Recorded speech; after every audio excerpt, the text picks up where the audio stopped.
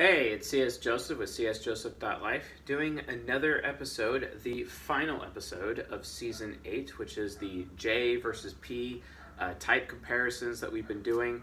Our last episode, if you guys remember, was the INFJ versus the INFP lecture. And today we're going to be doing the ISFJ versus the ISFP lecture, also known as the Defender versus the Artist, etc. But before I do that, today is the day with which the YouTube channel reaches 5,000 subscribers. Thank you all so much for that. That is bloody fantastic. And we've been at this since March, as far as I know. And it's great to have to join the 5,000 subscribers club and on to the road to 10,000 as we continue. And to celebrate, two things I would like to mention regarding us hitting 5,000 subscribers before I continue on with the lecture. And that the first thing is that tomorrow night I will be on the Grimerica podcast with Dr. Robert Glover, which will be awesome. And that is tomorrow night. And I believe that is going to be 8 p.m. Eastern Time on their YouTube channel, live streamed. I will be posting that on our Discord server. So if you're not in our Discord server yet, please get in our Discord server. It's in the description. There's like a bunch of links in the description. Go to the Discord link, make an account, get on Discord so that you can make sure that you are there for the Grimerica live stream where I will be with Dr. Robert Glover, who is the author of No More Mr. Nice Guy.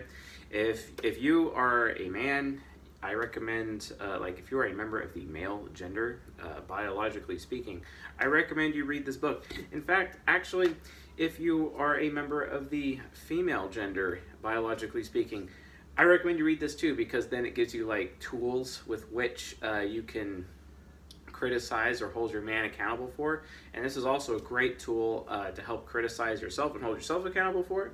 And my lecture series known as the 4 Pillars of Self-Intimacy, which is like the first steps that someone would take to find themselves, etc. Well, it's basically a lot of that content comes from this book. So thank you, Dr. Robert Glover, for that. Now, the other thing is I'd like to announce is that we are doing a giveaway. We're going to be doing giveaways now on this channel, and this is the giveaway. So I will be giving away your choice of a physical or electronic copy of No More Mr. Nice Guy. All you have to do is be a subscriber to the channel and leave a like, and then also put a relevant comment related to the discussion that we're having in the comment section below. Subscribe, like, leave a comment, you're good to go, you're automatically entered, and then we will announce it on a future lecture. We're going to probably start with doing multiple giveaways a month, and we're going to be giving out books. We're going to be also giving out coaching sessions and various other awesome things here on the YouTube channel and on the podcast.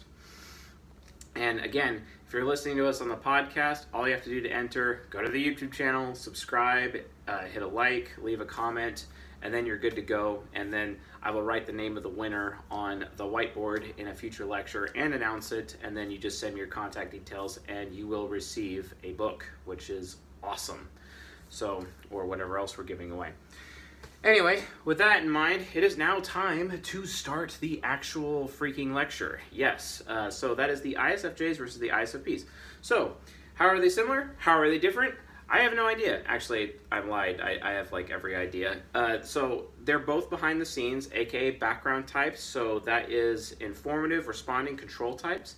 They are informative. They speak in a volume of words. Context is king to informative people, which means they could say the same exact thing, but it could mean 5 different things depending on the context in which it was said, right? So you always have to be willing to decrypt what they're saying as a result of their need for context, right? So context is king for the informative types, and they are both informative. And then they are also both responding because they're both introverted, which means they prefer people to come to them instead of them going to other people, which is understandable. And they are both control types, which means progress cannot take place in the midst of chaos. They need to remove the chaos in their life and have control of things in their life, and that could be anything in the physical environment, that could be anything in the inner world, or their personal relationships. It doesn't matter.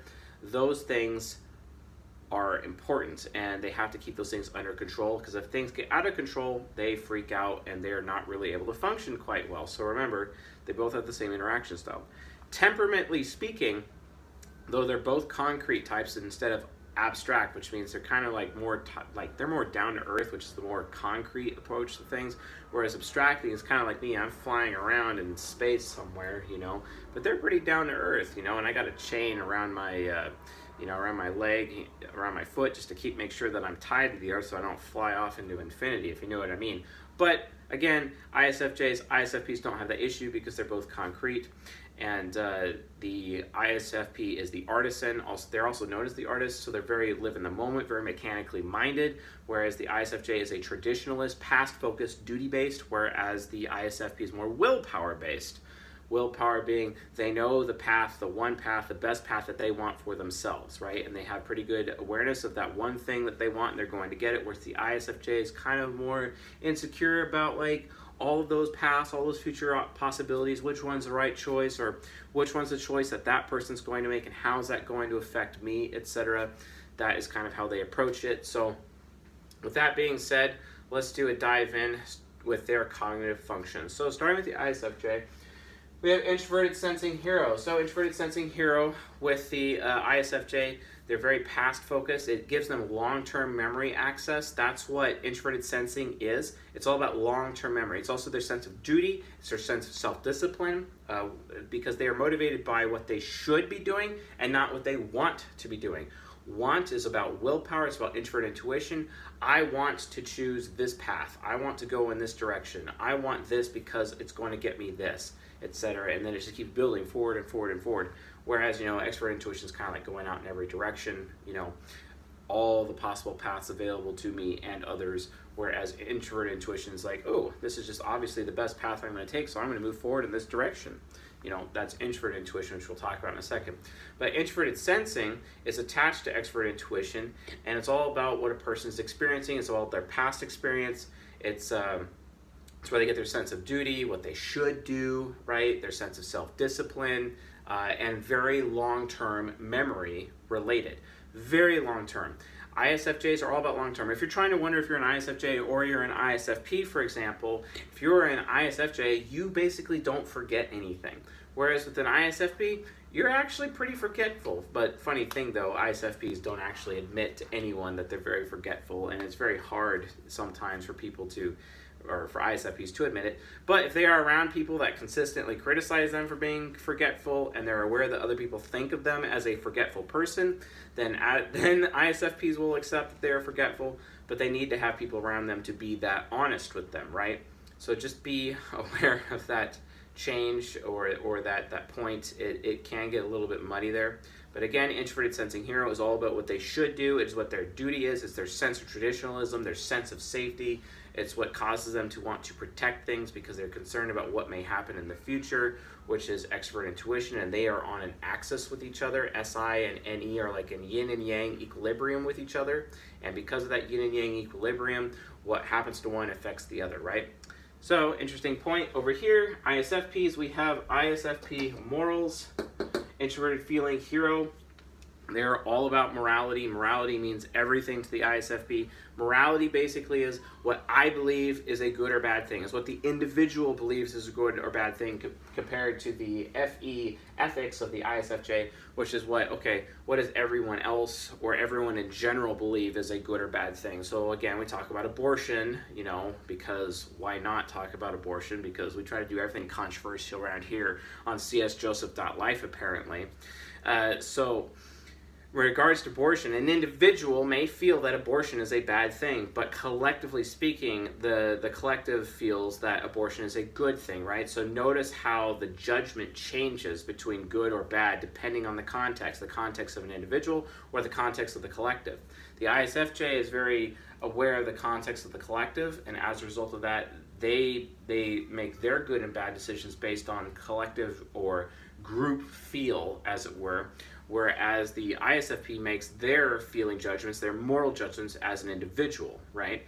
So that's why the ISFP could feel completely different than what the collective may feel, right? The social norms, right? The social norm, the socially acceptable, that is what ethics is all about, and that is how ISFJs live their life in that regard. But, just because everyone else does it that way doesn't mean that's how I feel, is the ISFP way of doing it, which is awesome. So like in their mind, the ISFP is sitting at a table and they have 100 thoughts in a row, and they're sitting at the table. Okay, you're good, you're bad, good, good, good, bad, bad, bad, good, good, good, until that's until that line of thoughts is basically reduced, and he's made the ISFP has made the decision based on, okay, which thoughts are good, which thoughts are bad, good to go. The ISFJ is a little different. With their FE parent, what they are doing is that they have 10 tables in their heads, and 10 thoughts at each of those 10 tables, and they're all going good, bad, bad, good, good, good, bad simultaneously, and the decision is made on majority rules. Okay, majority of the tables have reported that the majority of their thoughts are good. Good, we'll make the decision. Oh, majority of the tables have said it's bad. Oh, well, then it's a bad decision. And it's because you're getting multiple inputs of good or bad value judgments from multiple sources before they make the decision, whereas an individual feeler, they are the only source, basically. Because in the ISFJ mind, they might have their one table where they are there represented as an individual, but they might have a table for their spouse, they might have a table for their children, they might have a table for their church, they might have a table for their community. It doesn't matter. There's different tables in their heads. So they're taking in, they're being aware of everyone around them and their opinion as to what is a good or bad thing, and then they're using that to develop their ethical decision, whereas the ISFP decision is, okay, no, I don't care, I kind of care, but what's more important to me is how I feel about it, not necessarily what you or anyone else feels about it. So that is how they behave morally, right?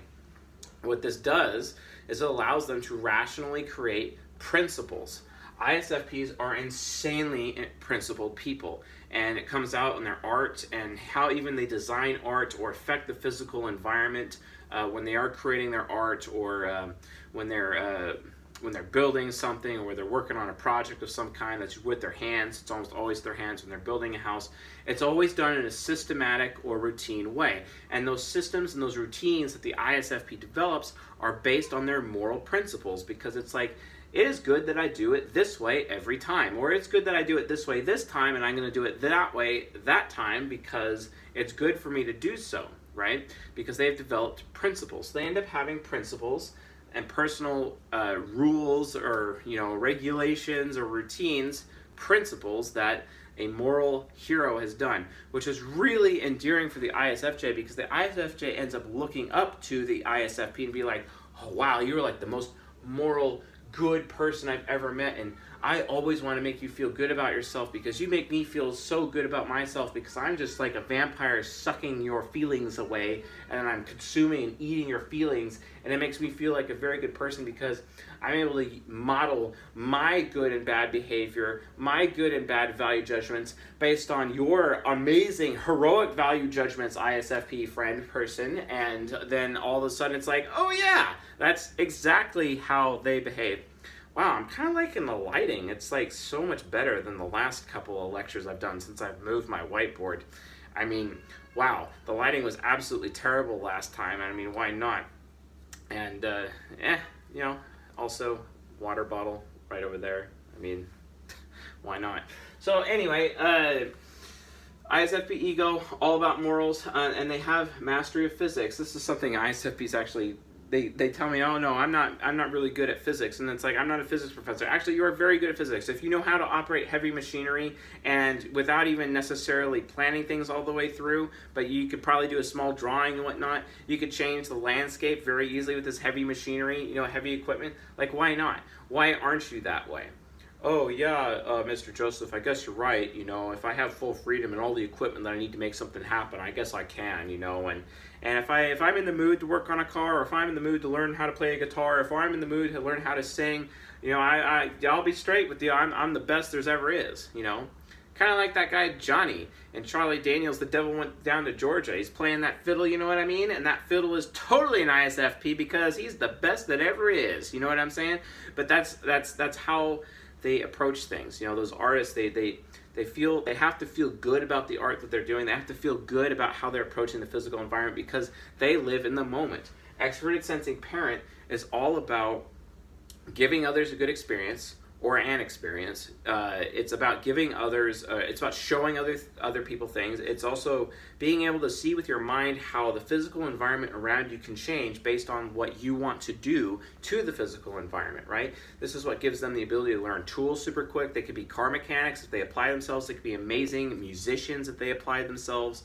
There's so many different ways of doing it. I think like possibly maybe the lead singer of Maroon 5 is also an ISFP. I mean, I think so.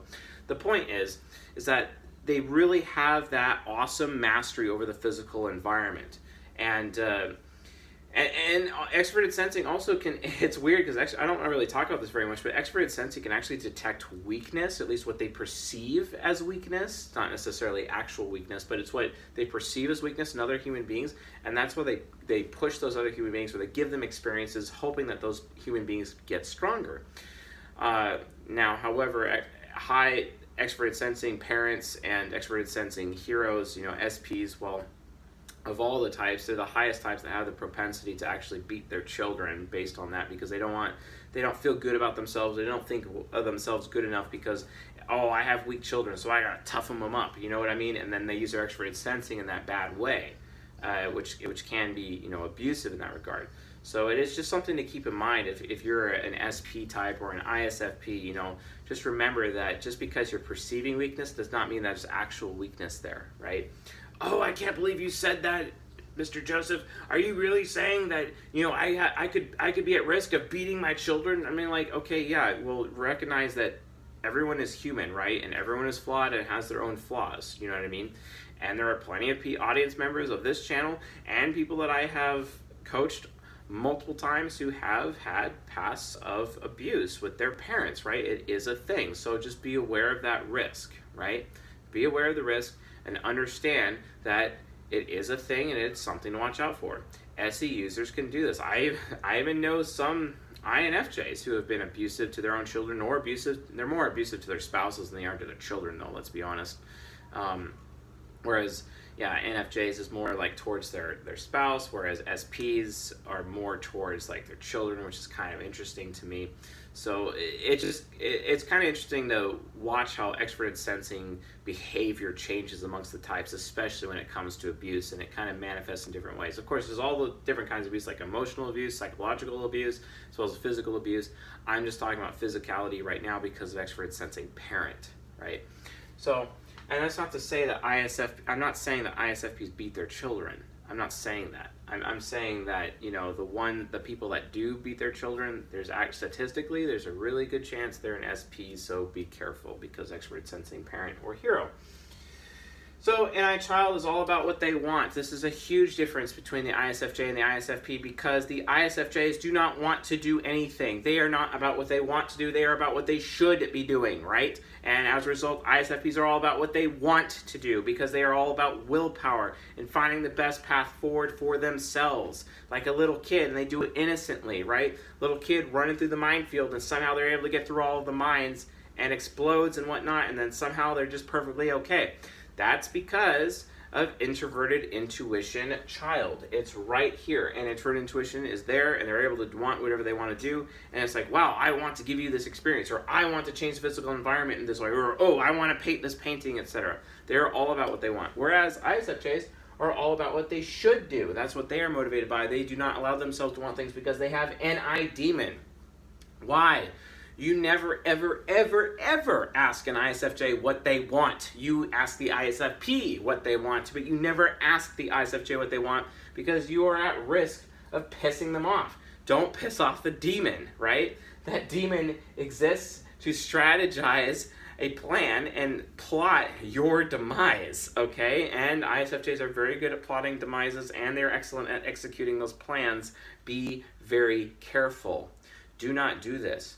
It usually happens when you are not sharing your intentions or behaving safely or behaving regularly around ISFJs, and then they see you as a risk, and they start creating contingency plans in their mind on how they're going to have to take you down if you become someone who's out of control or a continued threat or risk. And they will literally strategize how to take you down. And when the time comes, they will execute on it and elect themselves judge, jury, and executioner. And you don't even know that you're already part of their elaborate scheme, and it's already too late. Just because you did not make the ISFJ feel safe by revealing your intentions to the ISFJ. Make sure you do not conceal your intentions around them, especially if you're in a close friendship or even a romantic relationship, because then that'll just continue to make them feel unsafe. If they're a woman, they'll feel unloved. If they're a man, they'll feel disrespected because you are being shadowy and like not sharing your intentions. You know what I mean? This is why ISFJs automatically, usually, label me as someone who is edgy or creepy, or SJs do this in general, not just ISFJs, because I conceal my intentions, and SJs thrive on knowing what the intentions of other people are because that's what makes them feel safe, right? But am I going to share my intentions with SJs? Hell no. Why? Because when the first 5 laws of power, according to Robert Greene, it says always conceal your intentions, or never say more than what's necessary, for example, because if you give them information, I mean, that's how you defeat an ISFJ. If you ever want to go toe-to-toe an ISFJ, the number one way to defeat them is to not give them any information. And in fact, shut down all their sources of information, get them separated from their network or their Rolodex, and if they have no information, they have no power.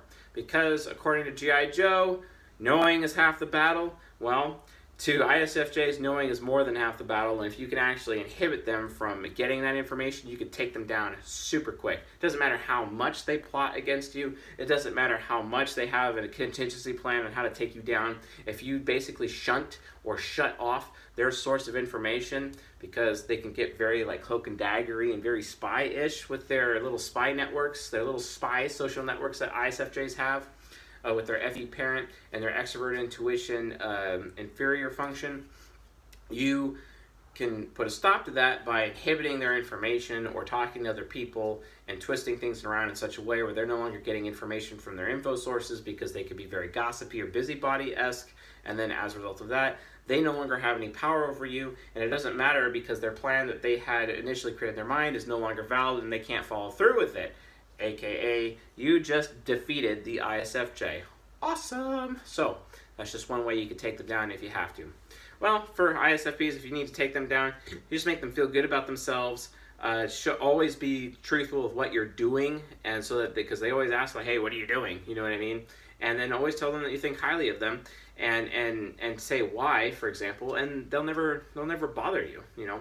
Problem is, though, they have FI Hero, so FI Hero has a propensity of being selfish, you know what I mean? So you have to realize that, you have to call them on that, and their FE nemesis will kick in and be like, oh, I'm so worried that you feel bad about me, and I don't want you to feel bad about me, and I want you to think highly of me, so I'll stop being selfish now. And they can easily course correct. It's one of the things I like about ISFPs, is that they can really easily course correct compared to an INFP, where it takes so much longer and so much more effort and a lot more criticism and making them uncomfortable to get them to course correct, right? So, I mean, there's even times when you might even have to abandon an INFP to get them to course correct because they won't even get anywhere until they hit rock bottom, if you know what I mean. But with an ISFP, because they have NI-child, you can kind of motivate them to like change before they hit rock bottom, which is actually really, really nice. And I like ISFPs for that reason. I mean, my type in ISFP is number 3 in the compatibility for social compatibility for friendships. So it's like, oh yeah, that's totally dope. Let's do it. So anyway, so we talked about flying markers, and we also talked about FE parent. FE parent is very aware, socially aware. It's all about how other people feel, right? And definitely loves absorbing the morality of the ISFP. TI child is all about logic. ISFJs are all about what they think, what they believe, what they know is true or false according to logos, whereas the ISFP, it doesn't matter. Truth doesn't really mean very much to the ISFP because of TE inferior, aka rationale. And rationale is right here with my awesome orange marker. And they are insecure and afraid of what other people think of them. And to ISFPs, it is not about what is true or false. It is what is good or bad. True, false doesn't really mean anything to an ISFP. Now, if you're telling them what's true or false, then it means something to them. But within themselves, it does not matter that much to them. It does not matter what's true or false inwardly. outwardly they care what you think is a true or false thing. That's why ISFJs go so well with ISFPs. No problem. That is exquisite, awesome, let's do it, right? Well, as I continue to fumble again and again, the issue with that is it's all about perception, right? Because in the absence of communication or explanation, perceptions become reality. Because it's not about what's true or false to the ISFP, it's what the ISFP believes. Belief is everything, you know? If you believe in magic, right? That was like an old slogan from like McDonald's or Disney a long time ago, from like the 90s. Yeah, I'm a millennial, sue me. But the point is that it's all about belief. Belief is everything, because belief is actually one of the routes that ISFPs develop their core principles, right? And they have these amazing moral core principles, and they do this through their moral belief system, and they create a belief system for themselves. It doesn't mean that they have to subscribe to a church or to an organized religion, although some of them do. It's usually because it's foisted upon them.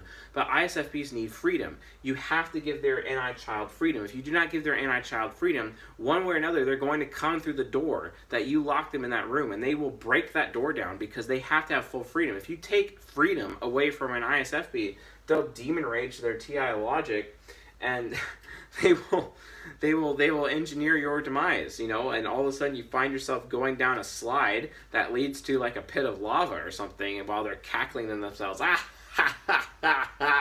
as you're like melting. That's how ISFPs would do it, you know what I mean? So don't always give their child a choice. Always give an ISFP a choice. ISFJ, you don't have to give them a choice. You can obligate the ISFJ all day long. You could tell the ISFJ what they should do. Hey, you should do this, and then they'll do it. Whereas the ISFP, if you give them the choice, you'd be like, hey, you want to do this? Does this seem like the best path forward for you, NI child? Oh, yeah, it does. It sounds like something I want, and then they want it, right? Whereas ISFJ, you don't have to do that. ISFJ, you just tell them what to do. You obligate them. And guess what? SE parent for the ISFP is there to obligate the SI hero, because SI is motivated by SE, for example, because it's all about obligating them. So obligate the ISFJ, they will do their duty. Make sure the ISFJ knows what their duty is. Well, ISFP does not really care about duty. Good luck obligating them. Although they do have an SI critic down here, which means that they can do their duty every now and then. It can happen, but it's rare. Primarily, they need to be given a choice. If you have an ISFP child, you can't just tell them, okay, it's time to go to bed. What you have to do, and instead ask them, hey, would you like to go to bed now, or would you like to go to bed in 5 minutes, right? And then they choose 5 minutes, and then, okay, 5 minutes are up. No, Dad, I don't want to go to bed. And it's like, but you said you wanted to go to bed in 5 minutes. Okay, yeah, you're right. And then they go to bed. You see what I'm saying? It's because you gave them the choice.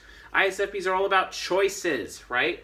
So give that NI child choices, you're good to go. Now, again, TE inferior, they are insecure about what other people think about them. They're insecure in their status, they're insecure in their reputation. Reputation and status means so much to the ISFP. They just want people around them to be like, oh, I think so highly of you, and you're such a valuable member of the team, and I really think so well of you, and then they just melt to themselves like, oh, I'm such a good person, and I'm so glad that these people think so highly of me, and I'm like literally the best person they've ever met. This is awesome. You know, I'm the best artist, and I produce the best paintings, the best work, the best music, and they know it. They know I do, and I'm so glad that I do what I do because they think so highly of me, and I feel so good about myself, ISFPs. Yeah! You know what I mean? Okay, for sure, fair enough. But they're very afraid. They get very afraid that other people will think less of them. So this is oftentimes why FI Hero is just silently judging other people, and they're not actually speaking up because they're afraid that if they speak up, people will think less of them, and they'll actually take a reputation hit. And they're not willing to take that reputation hit. They're not willing to take the risk or risk their reputation in saying something that may actually be true because it's how they feel. But they're so afraid of people thinking less of them that they won't do it, right? They can't, so, you know, but if they get over their fear, they can unlock their ENTJ subconscious, so they become the chief when they do this cognitive transition, which, by the way, if you haven't seen that lecture yet, Watch it. It's a lecture on cognitive transitions. ENTJ subconscious for cognitive transitions, which is awesome. It's pretty awesome that way. Cognitive transitions, they end up as an ENTJ, and then they could take charge. They can actually lead teams. It's like leading a band or leading a team, or we're doing this huge art project. It could be a bunch of graffiti on the street, and they're leading a band of people, some goons to go do some amazing graffiti-esque mural in the middle of the night. No one would even know. I mean, that actually happened personally to me. An ISFP, when 9/11 happened, they went and painted, he got a whole band of people together with spray paint, and in the middle of the night painted a whole barn with the American flag. It was absolutely astounding, specifically for the 9/11 memorial when I was a freshman in high school. You know what I mean? It was awesome. And it was, shortly after I started school, which I hated starting school. It sucked. Of course, I think everyone would agree with me on that point. But yeah, if they get over their insecurity, if they start to care less about how other people think of them, or if they become secure in knowing that people do think of them and they do really valuable work in of their own right, they are able to take charge and manage others, and even to the point of entrepreneurship, which is absolutely fantastic. My brother-in-law is an ISFP, and he is recently doing this with his company, and his company has taken off because he is no longer concerned or afraid of what other people think of him, and he's able to take charge, and he actually runs multiple teams. He's bringing in a lot of money per month. He was able to quit his day job as a result, and he's able to make it happen. And ISFPs, you can have that if you get over your inferior function. ISFJs, a little bit different. ISFJs have the ability to innovate with their ENTP subconscious, but how are they going to do this? Well, they have extrovert intuition inferior, which means they are afraid of the intentions of other people. They are afraid of what paths other people will take. They are afraid of what people would want. They are afraid. If they stop being so afraid of the intentions of others and realize, here's one thing ISFJs, you got to realize, you have introverted sensing hero, which basically means, ISFJs, you're indestructible. Literally indestructible. You know what I mean? Which means you can endure anything. You have the ability to endure any hardship in your life. It is unbelievable what you people are able to endure. I mean, seriously, cue up the movie Return of Jafar.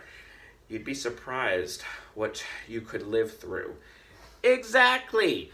You would be surprised what you could live through. SI Hero, you can live through anything. Like anything that's thrown in your direction, you can get through, you can endure it, you can outlast it. You are literally the immovable object of all the types. It is unbelievable what you're able to do. And because you know you can literally get through any form of adversity, what business do you have being so afraid of what other people want, what other people might do?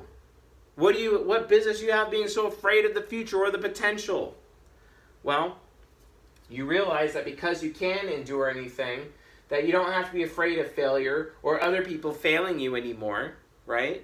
Which allows you to unlock your ENTP subconscious, because you're not afraid of other people's intentions, knowing that, oh, I can feel safe all the time. Do you know why? Because I can get through anything. If I can endure anything, then why do I have to be so concerned about my personal safety all the time and my personal comfort all the time? Because SI Hero is all about comfort, right? Oh, that person might make me uncomfortable. Oh, but wait. I actually have endured so much in my life. I no longer have to be so afraid about what that person might do to me, because I've already endured it, so who cares? And actually, I'm just going to focus on doing my stuff, which, guess what? Means it brings innovation. Yes, ENTP subconscious brings innovation. Innovation is everything, and they are able to innovate. Innovate technology, innovate systems, innovate social interactions.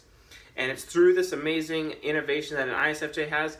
Heck, they could even bring their innovation to the ISFP and be like, hey, maybe if you operated your heavy machinery with the excavator and did this over here, you can make some really amazing pond. If you just change this hill over here and the water will come down and boom, you got a pond. And then the ISFP's like, wow, I didn't think of it that way.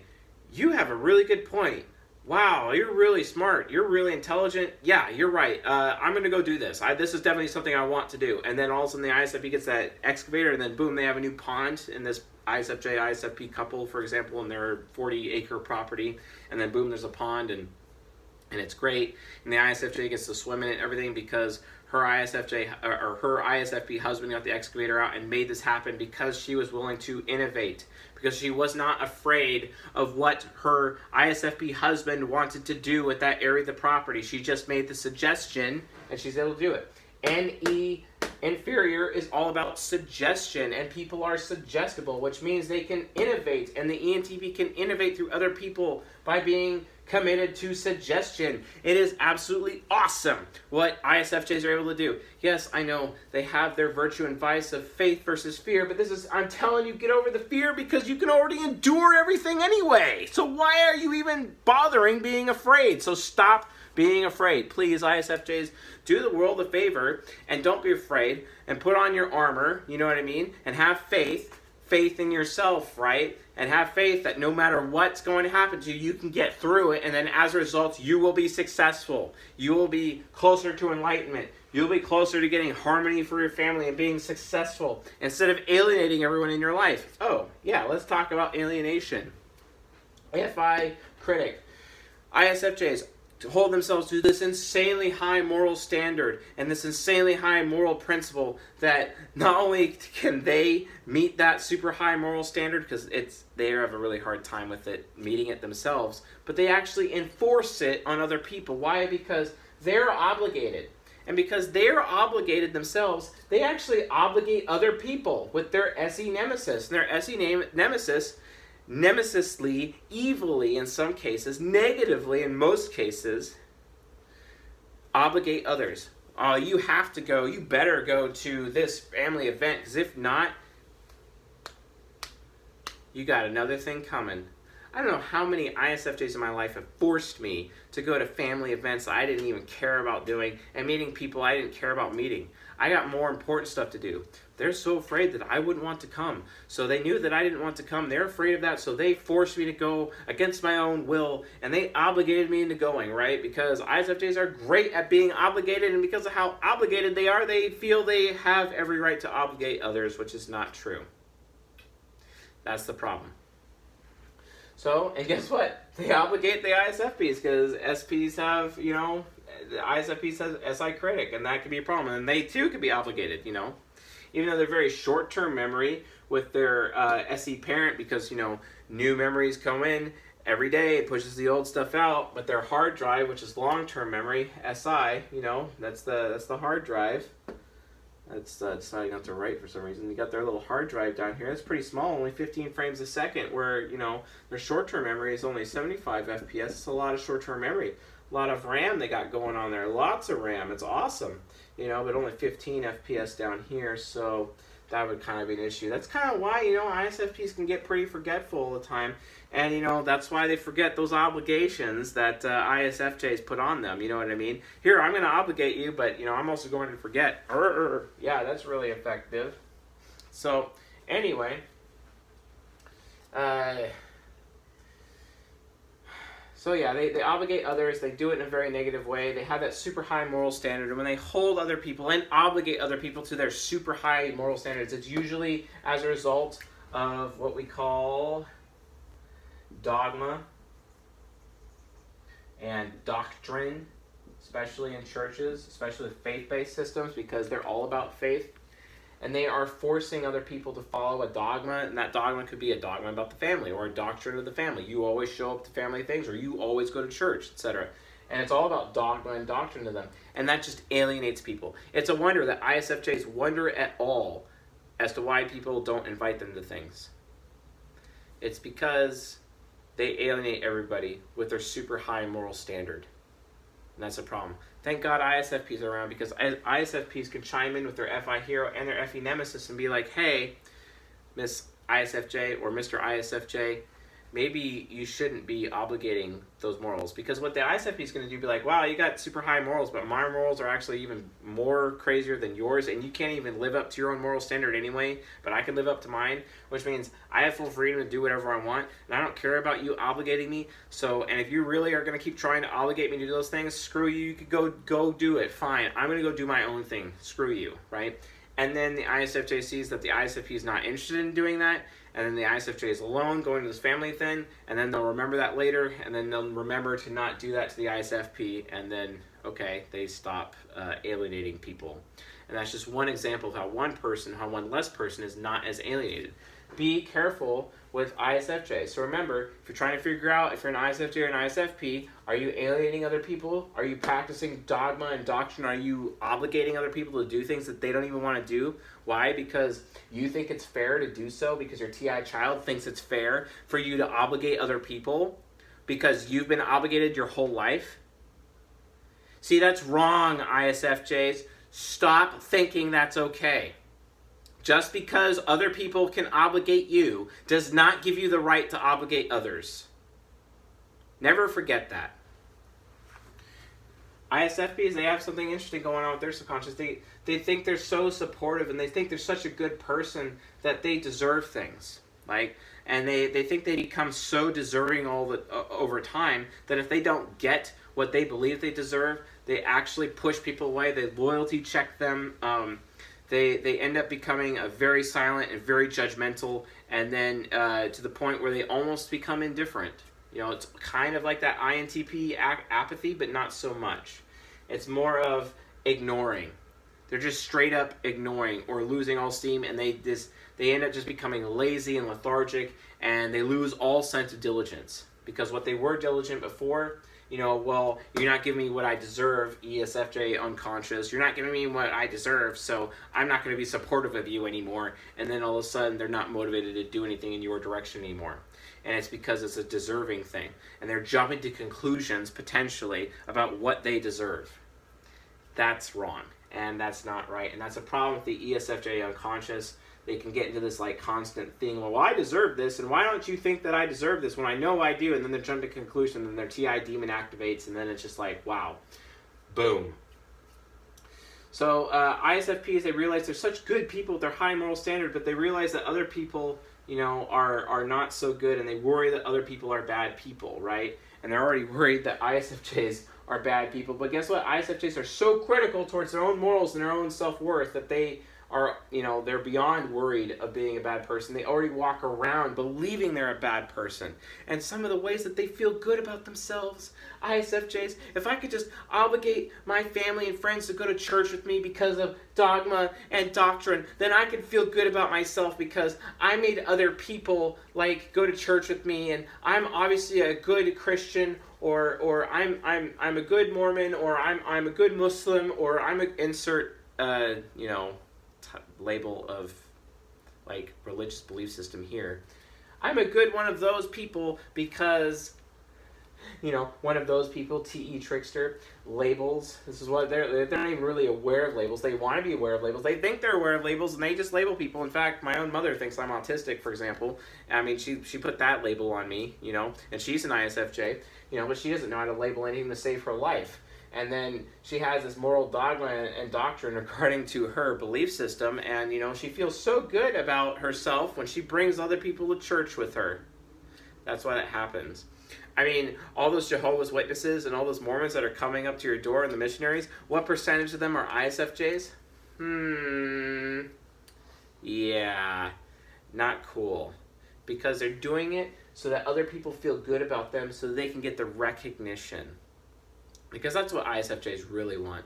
They really want recognition, and they believe that they're doing what they should, and people have obligated them whole life, so they have every right to obligate other people, and then they have this super high moral standard of their dogma and doctrine, so they're just going to obligate you to go to church, or they're going to obligate you to go to this family event, and they think it's okay.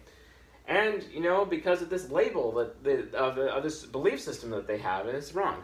And they're just not aware of what other people think.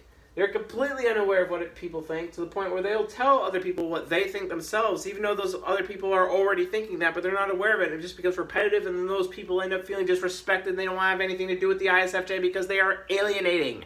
And again, it's no wonder that ISFJs are alone and not invited to things if they are doing this.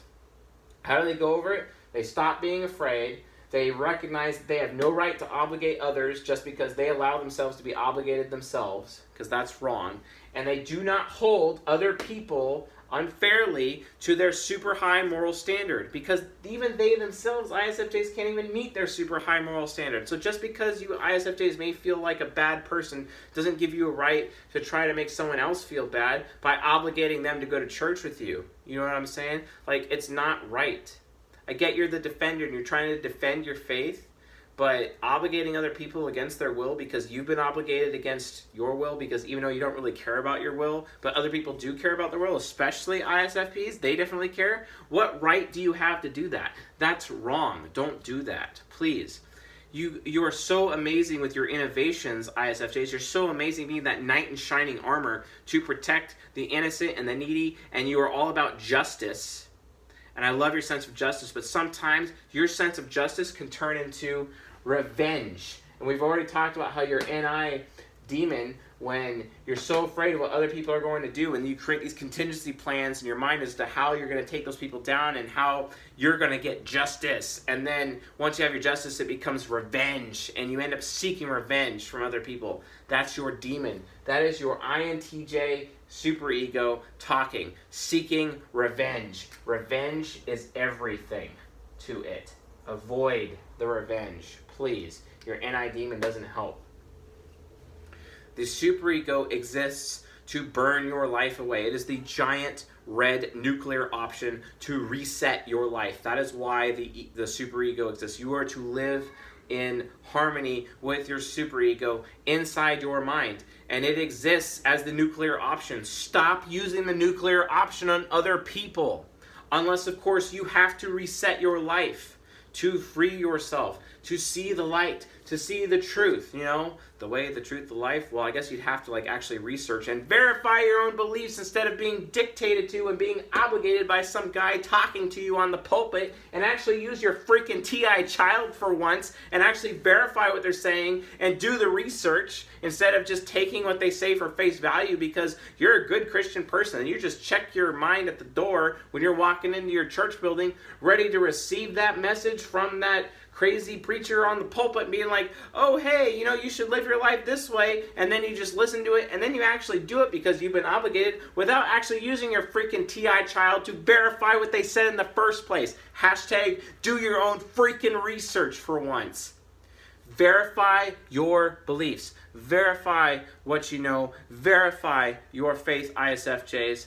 And it's not just in religious beliefs, it's in everything. Verify what you believe about your own family.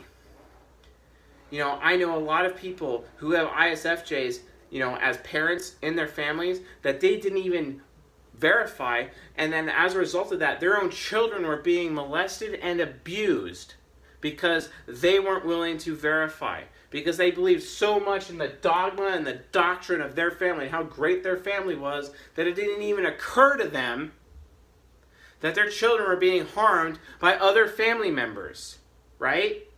So maybe it's a good thing that those knights in shining armor, also known as the defender, also known as the ISFJ, would actually go so far and obligate themselves and realize their personal responsibility in verifying everything.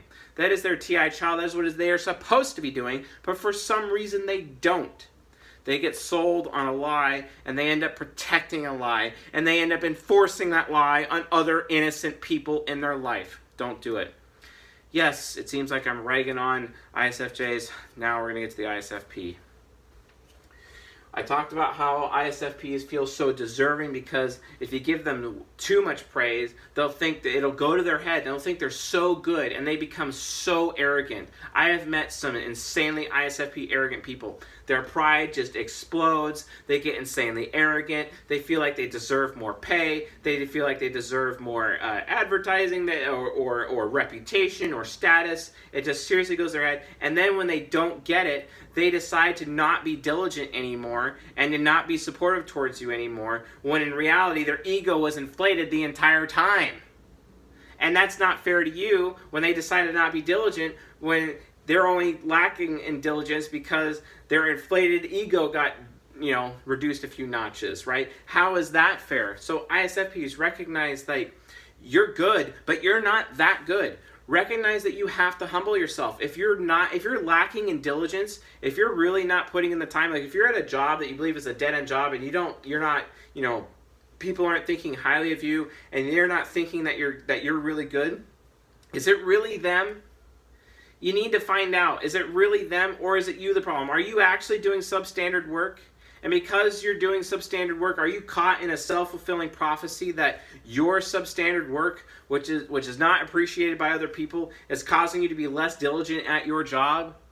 When you believe it's their fault, when in reality it's your fault because of your low quality work, and no one's actually just, you got to find out.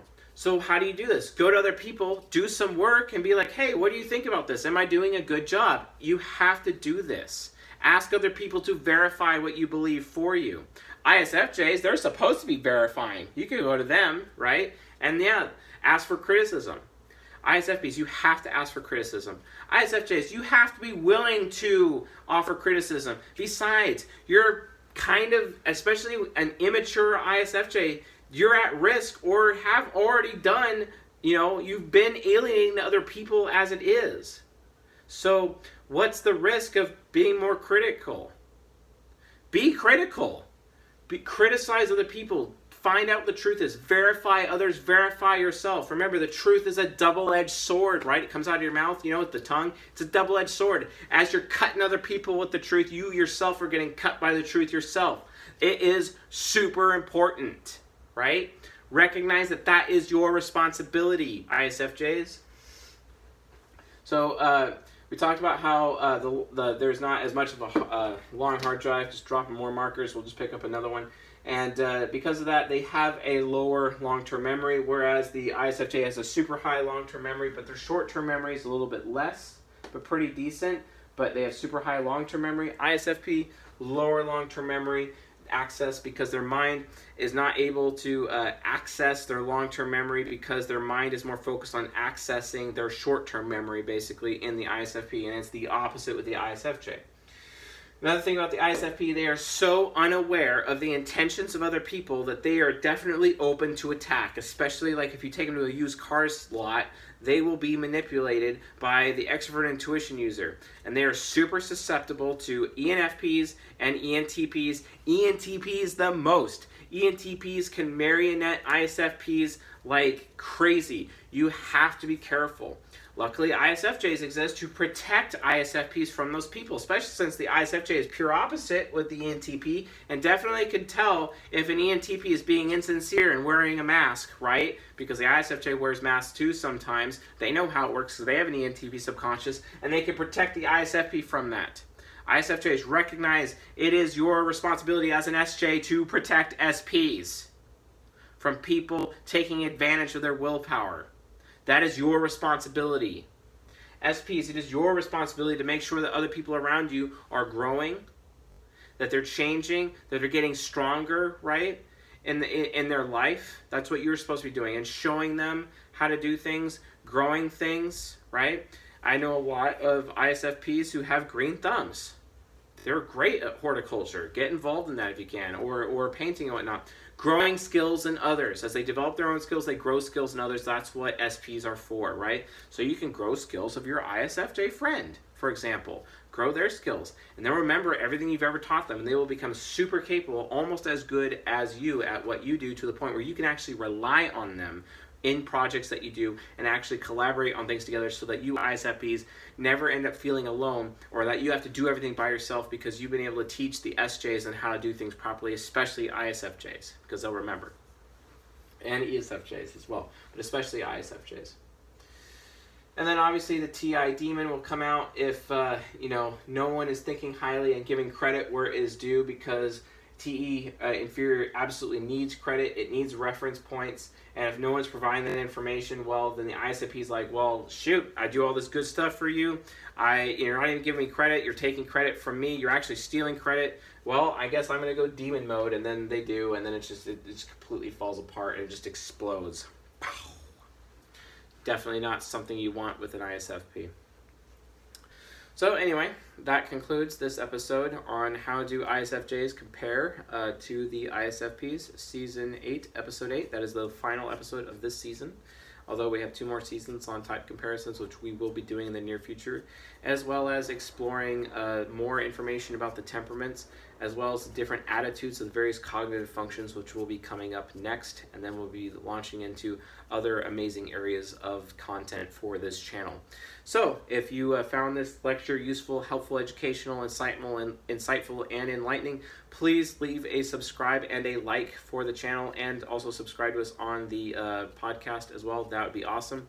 And don't forget, we are doing that giveaway for No More Mr. Nice Guy, Dr. Robert Glover. To enter in the giveaway, all you have to do is subscribe to the channel. So be a subscriber, leave a like, and also leave a comment that is relevant or relatable to this topic in the comment section. And you'll be automatically entered to win this book. We're also going to be giving out other books, and we're going to be giving out free coaching as well to our viewers here on the channel and listeners on the podcast as well. If you haven't joined the Discord channel, please join the Discord channel. The link is in the description of this lecture, and I'll be doing live Q&A sessions from the Discord, so learn more about it there. And if you're in the Bay Area, join our meetup group. That's also in the description, and I think our first meetup group is scheduled 1 week from tomorrow. And we're going to be doing some other meetup groups at different days at different venues. And if you would like, just toss me an email. My email's in the description. If you want to suggest other venues or other days that we are doing the meetup, go for it. I have no issue with that. So, awesome. That was definitely an interesting lecture, and I got many more of these to go, so I'll see you guys tonight.